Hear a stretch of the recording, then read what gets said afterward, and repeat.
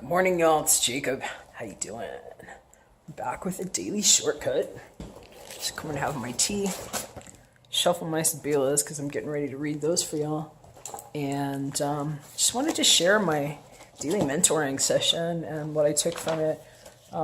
This morning, my mentor sent me.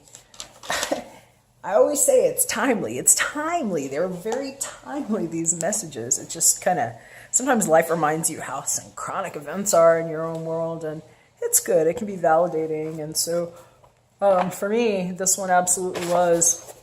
He called it rising up above it. And what he was talking about really reminded me of something that happened to me yesterday.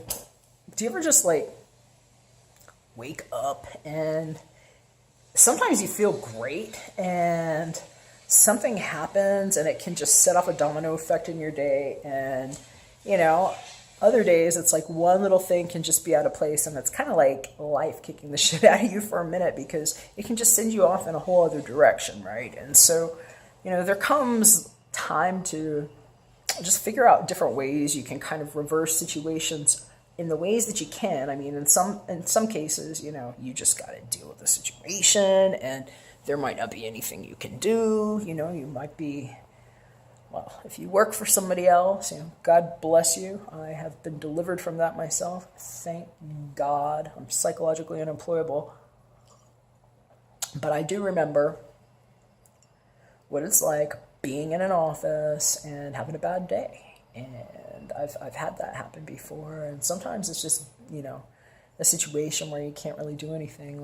Stuff goes wrong here. And obviously I have things to do too. I've got my clients, I've got work, I've got my channel, I've got a life, and someone really sweet in my life too that I'm spending my time with. And so you can run short on time to do things, and especially if something kind of sets you off, it can just really, those dominoes, all those other things that you have going on can kind of take a hit too. And so there's usually a call to action. And I think in all situations, because no matter where you are, I personally feel that there are things you can do to actually self-assist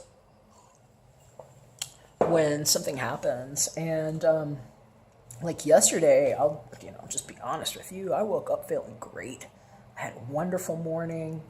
I had some things planned. I was getting my day started here. And my phone, I keep the ringer off when I sleep, usually, unless something major is going on where I might have to be aware of something happening that could be, emergency style situation. But for the most part, I just, I turn things off. I go to bed. I take care of Jacob. And so when I woke up, phone's off. Didn't notice anything. I started my day. And by the time I looked at it, I had all these inflammatory text messages from somebody who was lighting me up about something that they really shouldn't have even been talking to me about, to be completely honest with you, like the way it was coming at me. And so I'm just going to chalk it up to full moon crazy. So happy full moon. We've got a full moon in Scorpio. That'll be rising around 3:43 Denver time today, if I got the time right. But things come out of the woodwork a lot of times with the new moon, full moon. So some of you all might be experiencing some of that right now, in which case, good time to stop, drop, and roll. And anyway, my mentor was just showing a little bit of a tidbit on what it is that he does when situations like that happen. And for me, you guys probably can't do this everywhere you are, but I'm just going to show you what I have here. See this little dish is filled with sage leaves and Terra healing incense. And, I'm here in my space in this den area where I can work, and, I've got all my stuff everywhere, but I keep sage leaves like this in many places. I've got them in my car. I've got like a little sachet hanging.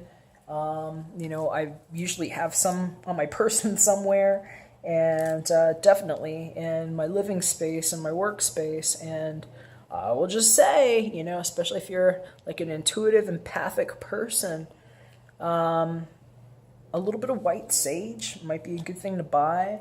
I find personally that I don't even need to light a whole sage, torch.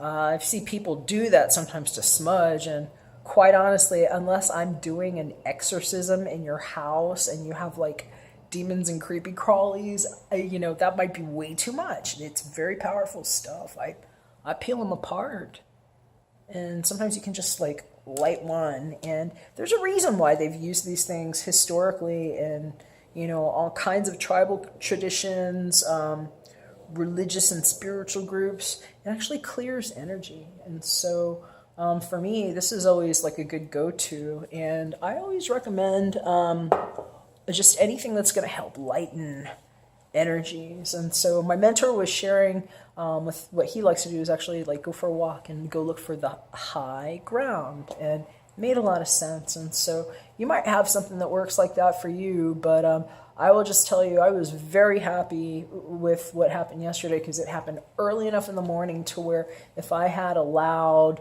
the conversation that was being attempted to be had with me to continue to niggle at me, which it can, I'm a sensitive person, I probably would have had a really negative day. And instead what I did was, you can't always tell people, hey, F off or whatever. I mean, I basically, just shut it down. I was like, hey, look, can't nurture this right now. I got things to do.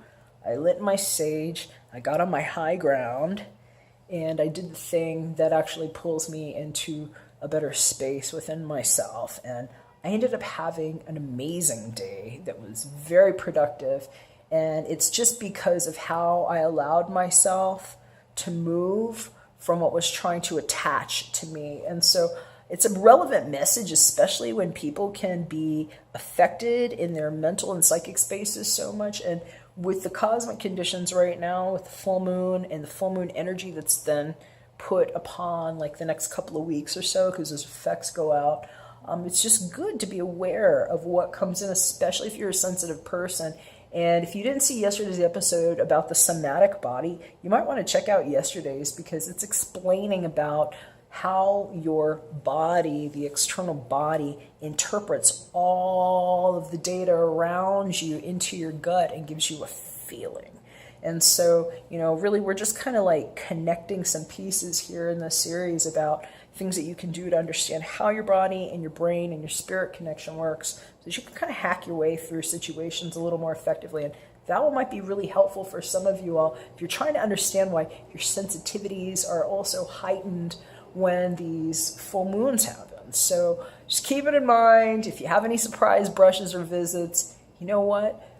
Think ahead in advance. Maybe now is a good time to think about the things that can be cleared out of the way, and different things that you can put in accessible places for yourself, whether it's little stuff like, sage leaves, or even herbal support that you can be taking for yourself, or in some cases, just little tools. Like this is a piece of mystic merlinite that I use for psychic protection. It's in my pocket, really simple.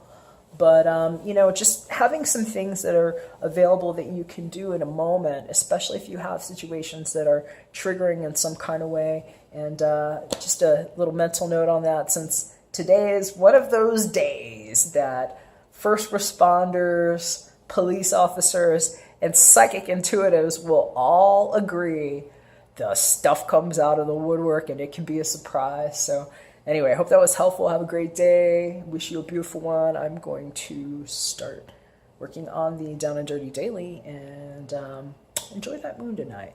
Bye for now.